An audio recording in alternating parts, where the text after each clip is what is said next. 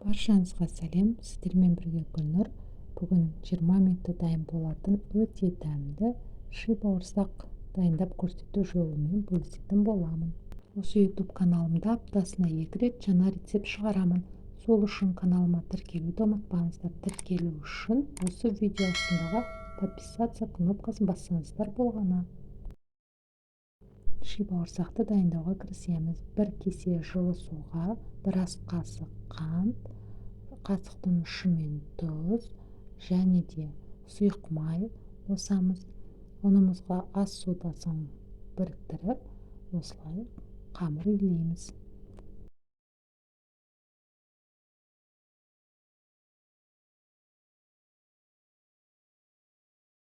Қамырымызды осылай біріктіріп 20 минутқа тынықтыруға қоямыз.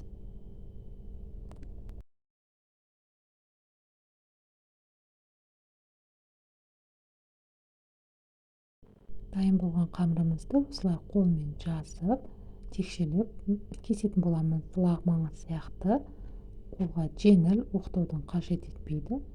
Осылай бөліктерге бөліп, артынша өзімізге ыңғайлы қылып кесіп шығамыз.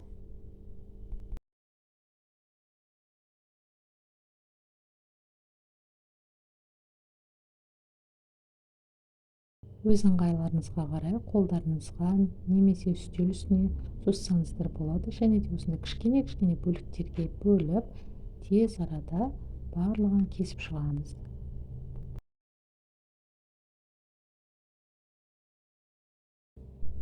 Қыздар, көріп тұрғандарыңызды мен барлығын осылай аяқтап кесіп шықтым. Енді майда қызып тұрған қуыратын боламын.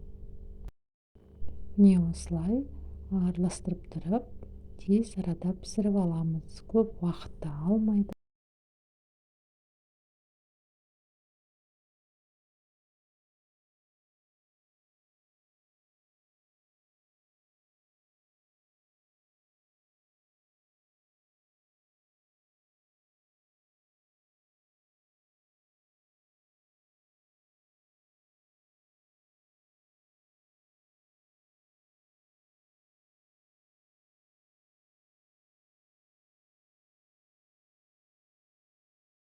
Ши бауырсақты осылай жасап көріңіздер.